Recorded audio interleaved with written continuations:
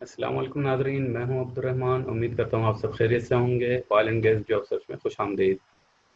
नाज़रीन, पिछले लेक्चर में हमने आपको बताया था कि ऑयल एंड गैस फील्ड है क्या, इसमें किस किस टाइप्स की कंपनीज होती हैं, इसमें किस किस टाइप्स की रेट्स होती हैं, ऑयल एंड गैस की रोल्स एंड रिस्पॉन्सिबिलिटीज़ क्या क्या होती हैं। हमने एक ओवरव्यू दिया था आपको, और हमने आपको ये भी बताया था कि इंशाल्लाह हम step by step, one by one, एक एक करके हम लेक्चर डिटेल से आपके साथ शेयर करेंगे।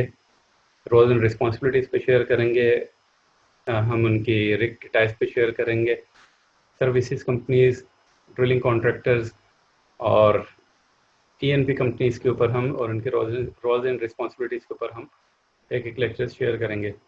तो इंशाल्लाह उसी लेक्चर की एक कड़ी आज हम स्टार्ट करने जा रहे हैं। पहला लेक्चर इंशाल्लाह आज हम जो स्टार्ट कर रहे हैं वो है roles and responsibilities at the rig. Rig के ऊपर रोल्स एंड रिस्पॉन्सिबिलिटीज़ कौन सी थी, आज हम सिर्फ ये वो रोल्स एंड रिस्पॉन्सिबिलिटीज़ डिस्कस करेंगे जो ड्रिलिंग कंपनीज के अंदर होती हैं, ड्रिलिंग कॉन्ट्रैक्टर रिग पे होती है। ईएनपी कंपनीज के अलग रोल्स एंड रिस्पॉन्सिबिलिटीज़ होती हैं, ईएनपी और सर्विसेज कंपनीज के अलग रोल्स एंड रिस्पॉन्सिबिलिटीज़ होती हैं।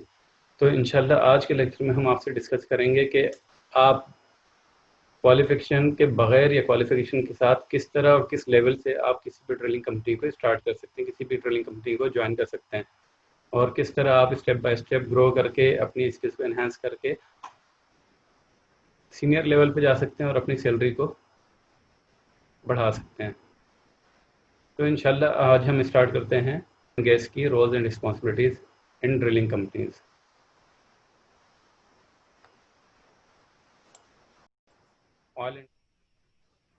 Rust about your job include tasks like cleaning drilling equipment, transporting material, repairing equipment and making visual inspection. Rust about के बारे में जब बात की जाती है तो रस्ट अबाउट एक ऐसा रोल है जो किसी भी बिगनिंग रोल से, बिगनिंग पोजीशन से मतलब शुरू किया जा सकता है। अगर आपके पास कोई एक्सपीरियंस नहीं है और आप ड्रिलिंग कंपनी को किसी को ज्वाइन करना चाहते हैं तो आपको रस्ट अबाउट या रफनेक की ही जॉब असाइन की जाएगी। अगर if you don't have any experience, if you don't have any educational background, then you will be assigned as a roughneck और रस्ट अबाउट जॉब नेचर। तो रस्ट अबाउट का जो main काम होता है वो रिग की सफाई करना होता है, इक्विपमेंट्स की विजुअल मेंटेनेंस करना होता है, रिपेयरिंग करना होता है। Floorman is a instrumental in all aspects of setting up, maintaining, disabling and transporting oil rigs and service के equipment। फ्लोरमैन की जब बात की जाती है तो फ्लोरमैन रफनेक से या रस्ट अबाउट से एक स्टेप ऊपर होता है, और ये फिजिकली इन्वॉल्व होता है किसी चीज़ की मेंटेनेंस में, मैनुअल हैंडलिंग में, किसी भी चीज़ की डिसअसेंबलिंग करनी हो, कोई चीज़ असेंबलिंग करनी हो, डिसअसेंबलिंग करनी हो, ट्रांसपोर्टिंग करनी हो, और ऑयल रिग्स और सर्विस इक्विपमेंट की कोई भी ट्रांसपोर्टेशन अगर होगी तो उसमें ये इसका काम होगा। एक्चुअली रफनेक, रस्ट अबाउट और फ्लोर में कोई ज़्यादा फर्क नहीं होता। ड्यूरिंग ड्रिलिंग या ड्यूरिंग सर्कुलेशन ऑपरेशन इनका काम, फ्लोरमैन का काम ड्रिलर को हेल्प आउट करना था, एडी को हेल्प आउट करना था रिग फ्लोर के ऊपर।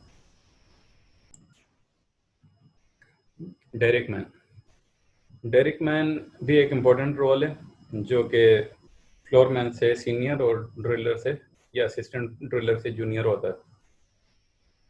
डेरिक मैन का मेन काम जब होता है जब ट्रिपिंग इन या ट्रिपिंग आउट चल रहा होता है, ड्रिल पाइप रनिंग इन हो रहे हों या पुल आउट ऑफ होल होते हों, या तो उसको अरेंज करना, पाइप्स को डेरिक बोर्ड के अंदर, फिंगर बोर्ड के अंदर अरेंज करके रखना और उसकी नंबरिंग करना, ये एक इम्पोर्टेंट काम होता है। डेरिक मैन की अदर रिस्पॉन्सिबिलिटीज़ में शामिल होता है पीएच मॉनिटर करना, calcium level, viscosity, mud weight. ये ड्यूरिंग ड्रिलिंग मड की सारी प्रॉपर्टीज़ चेक करते रहते हैं। अगर मड की रियोलॉजी चेंज हो रही है, उसकी पीएच कम हो रही है, अगर उसकी विस्कोसिटी कम हो रही है, उसकी पीवीवाईपी कम हो रही है, या दूसरी प्रॉपर्टीज़ अगर कम हो रही हैं या ज़्यादा हो रही हैं तो इसके ऊपर ये एक नज़र रखता है, और फिर ये time to time mud engineer को इससे आगाह करते रहता है, जिसकी बुनियाद पर फिर मड इंजीनियर एक्शन लेके मड की रेसिपी तैयार करता है, मड की ट्रीटमेंट करता है, ताकि हमारे ड्रिलिंग फ्लूइड की प्रॉपर्टीज़ बगैर किसी चेंजेस के बरकरार रहें और ड्रिलिंग आसानी के साथ पाए तक नल तक पहुँचे होती है। Assistant driller. The assistant driller is primarily responsible for working with the driller to learn the operation and monitor the essential system of the drilling rig, including the hoisting, well control, power system, and drilling rigs found on the drilling rigs. The assistant driller works under the direct supervision of the rig manager. If you have good qualification, अगर आपने petroleum engineering पढ़ी है, अगर आपने education, आपका educational background petroleum engineer है, तो आप इसमें डायरेक्टली एज असिस्टेंट ड्रिलर आप आ सकते हैं, किसी भी ड्रिलिंग कंपनी को एज असिस्टेंट ड्रिलर ज्वाइन कर सकते हैं। अगर असिस्टेंट ड्रिलर के बाद आपको ड्रिलर, और ड्रिलर ना भी बने तो असिस्टेंट ड्रिलर के बाद आप डायरेक्ट ड्रिलिंग इंजीनियर बन सकते हैं, और ड्रिलिंग इंजीनियर के बाद टूल पुशर बन सकते हैं और रिग मैनेजर तक जा सकते हैं। तो ये फ़ायदा होता है कि अगर आपके पास क्वालिफिकेशन होगी, अगर आपके पास कोई बैकग्राउंड हो गया, ड्रिलिंग इंजीनियरिंग आपने पढ़ी हो या पेट्रोलियम इंजीनियरिंग आपने पढ़ी हो, तो आप इसके लिए अप्लाई कर सकते हैं। डायरेक्ट एडी के लिए अप्लाई कर दें या डायरेक्ट ड्रिलिंग इंजीनियर के लिए अप्लाई कर दें, तो आप आगे जल्दी आप आगे प्रमोशन ले सकते हैं और इंशाल्लाह आपकी सैलरी पैकेजेस भी उसी हिसाब से रिवाइज होते जाएंगे। Driller is the boss. Driller, the responsibilities of the driller include managing 2 to 3 crew of rig workers, enforcing safety and efficiency, and ensuring all works follow company and legal regulations. Drillers के other responsibilities में शामिल होती हैं कि start, stop and control machines during drilling and there speed. Drilling के दौरान या drilling के अलावा कोई और भी ऑपरेशन अगर चल रहा हो, केसिंग रनिंग चल रही हो, ट्रिपिंग चल रही हो, तो उसमें किस स्पीड से आपने ट्रेवलिंग ब्लॉक को मूव करना है, किस स्पीड से आपने पंप को चलाना है, कब ऑन करना है, कब ऑफ करना है, कौन से वाल्व्स ऑन करने हैं, कौन से वाल्व्स को ऑफ रखना है. तो इन वाल्व्स को कंट्रोल रखना, मशीन्स को कंट्रोल रखना, बोर होल की भी कुछ इन्फॉर्मेशन होनी चाहिए, सॉइल की इन्फॉर्मेशन होनी चाहिए कि नीचे जो जियोलॉजिकल फॉर्मेशन कट कर आ रही है उसकी भी इनके पास थोड़ी बहुत इन्फॉर्मेशन होनी चाहिए कि किस फॉर्मेशन में इनको किस तरह बिहेव करना है. ड्रिलिंग को एक्चुअली बड़े टेक्निकली ड्रिल किया जाता है. किसी भी वेल को जियोलॉजिकल फॉर्मेशन जैसे जैसे चेंज होगी उसको ड्रिलिंग पैरामीटर्स चेंज करने पड़ेंगे. वेट ऑन बिट चेंज करना पड़ेगा, आरओपी पेनिट्रेशन रेट चेंज करना पड़ेगा, रोटेशन चेंज करनी पड़ेगी. तो ये सारी चीज़ें कंट्रोल करता है driller. Follow all protocol and standard operating procedures to guarantee safety and compliance on the job site and keep team members safe from injury. Safety procedures को भी मेंटेन रखना है ड्रिलर का काम होता है. इसको इन्फोर्स करवाना होता है कि किस तरह वो अपने क्रू से इन्फोर्स करवाएगा कि वो फॉलो करें सेफ्टी मेजर्स को और स्टैंडर्ड एसओपीज़ को वो फॉलो करें, ताकि वो किसी भी तरह की इंजरीज से बचें, किसी भी किस्म की मिसहैप से बचें या किसी भी किस्म के इक्विपमेंट फेलियर से बचें. Position and assemble casing pipes, augurs, machines and other equipment with the appropriate hand and over and power tools. तो ये सारी जॉब रिस्पॉन्सिबिलिटीज़ होती हैं ड्रिलर की. आप देख सकते हैं कि सबसे ज़्यादा की रोल इसी का ही होता है क्योंकि फिजिकली इन्वॉल्व होता है. अगर इनकी छोटी सी भी गलती इंजरी का बायस बन सकती है, किसी की भी जान ले सकती है. Drilling rig manager supervises oil rigs and support crew drilling in a certain region. Job responsibilities of a rig manager include monitoring rig operations, coordinating drilling activities, implementing safety measures, solving any issues that may arise, training staff and supervision of movement of material. अब rig manager अगर first करें किसी area में 2, 3, 4 rigs लगी हुई हैं, तो उस एरिया का पूरा एक रिग मैनेजर होगा जिसका काम होता है उन सारे रिग्स को कंट्रोल रखना, उनके ऑपरेशन को कंट्रोल करना और कोऑर्डिनेशन करना.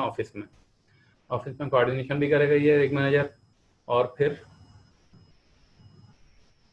ये कंट्रोल रखना कि हमारे क्या कहते हैं सारी सेफ्टी इम्प्लीमेंटेशन हो रही है या नहीं हो रही. कोई अगर इश्यूज़ आ रहे हैं, टेक्निकल इश्यूज़ आ रहे हैं, नॉन टेक्निकल इश्यूज़ आ रहे हैं, एडमिनिस्ट्रेटिव इश्यूज़ आ रहे हैं, तो उनको सोल्व करना ये रिग मैनेजर का काम होता है. ये ट्रेनिंग अरेंज करते हैं, ये रिग मैनेजर का ये काम होता है कि ये ट्रेनिंग भी अरेंज करवाते हैं. जो भी जूनियर स्टाफ आएगा, सीनियर स्टाफ आएगा, उनकी अगर ट्रेनिंग एक्सपायर हो गई तो ट्रेनिंग अरेंज करवाएंगे. ये सारा काम रिग मैनेजर का होता है और इनकी सुपरविजन में ही ये सारे काम होते हैं.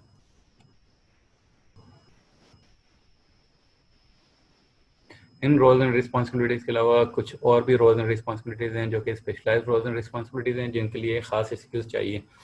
तो अगर आपके पास वो स्किल्स हैं तो आप किसी भी लेवल से इन पोजीशन पे आप आ सकते हैं। फॉर एग्जांपल हम बात करते हैं क्रेन ऑपरेटर की। अगर आपको क्रेन ऑपरेट करना आती है, आपने कभी क्रेन ऑपरेटर का काम किया है, एज ए क्रेन ऑपरेटर आपने कहीं पे भी कोई काम किया है, आपके पास कोई एक्सपीरियंस है, तो आप यकीनन एज ए क्रेन ऑपरेटर आप ज्वाइन कर सकते हैं ऑयल एंड गैस इंडस्ट्री की। अगर आपके पास एक्सपीरियंस नहीं है तो आप as a helper crane operator join कर सकते हैं। क्रेन ऑपरेटर का हेल्पर होगा। हेल्पर कहीं पे भी इस्तेमाल हो सकता है और कहीं पे भी अवेलेबल हो सकता है। हेल्पर की जॉब कहीं पे भी अवेलेबल हो सकती है, असिस्टेंट की जॉब कहीं पे भी अवेलेबल हो सकती है। क्रेन ऑपरेटर के साथ असिस्टेंट क्रेन ऑपरेटर होता है जो कि जूनियर लेवल से आप ज्वाइन कर सकते हैं। फॉक लिफ्टर भी अगर आप को चलाना आता है तो आप as a fork lifter operator आप oil and gas industry join कर सकते हैं। किसी भी कंपनी में, किसी भी ड्रिलिंग कंपनी में एज ए फॉक लिफ्टर आप ज्वाइन कर सकते हैं।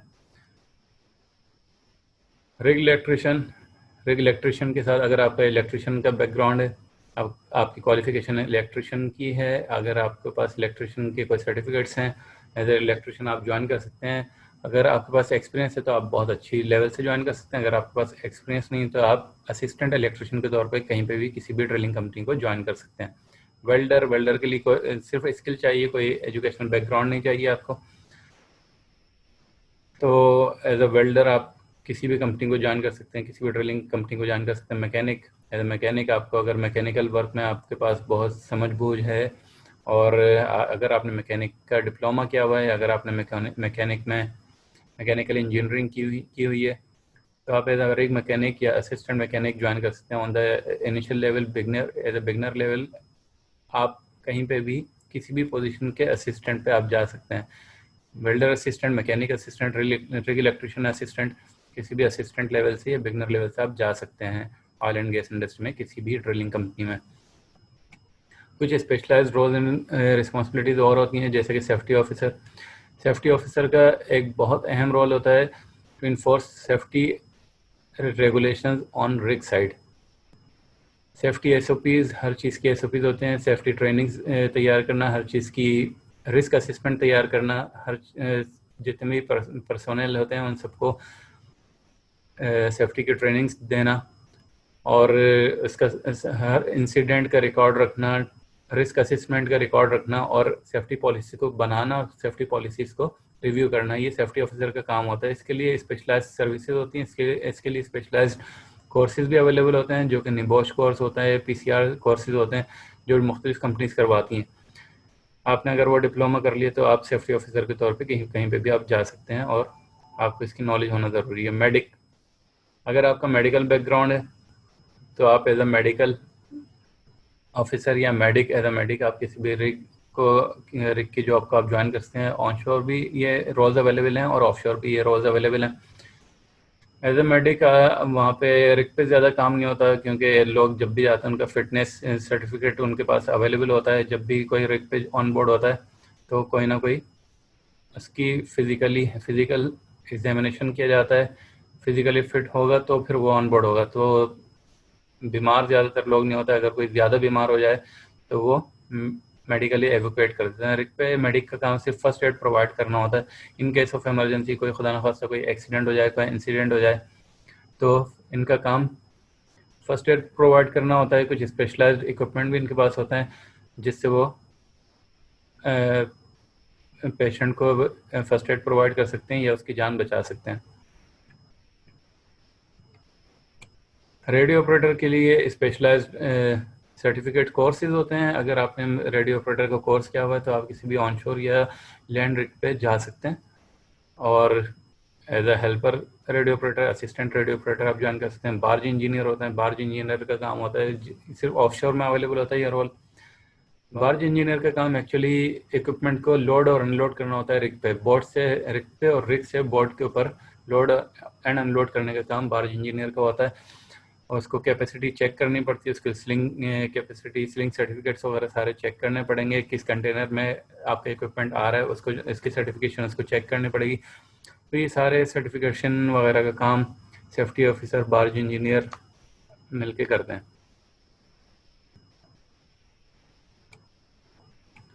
तो नाजरीन, बस ये थे आज का ओवरव्यू, ये थी हमारी टोटल प्रेजेंटेशन, टोटल लेक्चर के कौन कौन सी रोल एंड रिस्पॉन्सिबिलिटीज़ अवेलेबल होती हैं रिग पे। मैंने आपको डिटेल से हर चीज़ समझा दी है। जो स्पेशलाइज रोल हैं उसका मैंने सिर्फ आपको ओवरव्यू दे दिया है कि आपके पास कौन सा बैकग्राउंड होना ज़रूरी है, किन किन पोजीशन पे आप आ सकते हैं। किसी भी पोजीशन पे अगर आप आएंगे जूनियर पोजीशन पे तो आपको यकीनन कम सैलरीज होती हैं, लेकिन यहाँ की कम सैलरीज भी है as compare to other industries ज़्यादा होती हैं, बल्कि डबल या 3 टाइम्स होती हैं। और वक्त के साथ साथ जैसे जैसे आप अपनी स्किल्स को इन्हांस करते जाएंगे, आप इंशाल्लाह तरक्की करते जाएंगे और आपकी सैलरीज भी उसी हिसाब से ग्रो करते जाएंगी। नाज़रीन, उम्मीद करता हूँ कि आपको हमारी आज की वीडियो बहुत पसंद आई होगी और आपकी मालूमात में खातिर ख्वाह इजाफा हुआ होगा, और आपके जो शुबात जो सवालात आपके जहन में थे वो भी क्लियर हुए होंगे। अगर इसके बावजूद आपके जहन में कोई सवालात हैं, कोई सजेशन है, कोई मशवरा अगर आप हमें देना चाहते हैं या कोई इन्फॉर्मेशन आप हमसे शेयर करना चाहते हैं तो प्लीज़ इस वीडियो के नीचे कमेंट्स में ज़रूर अपनी राय से हमें आगाह करें, और इस वीडियो को लाइक, शेयर और सब्सक्राइब करना ना भूलें। इंशाल्लाह अगली वीडियोस में मज़ीद मालूमात के साथ, मज़ीद इंट्रोडक्शन और मज़ीद इंटरव्यूज़ के साथ हम हाजिर होंगे। तब तक के लिए अपना ख्याल रखिएगा। अल्लाह हाफिज़।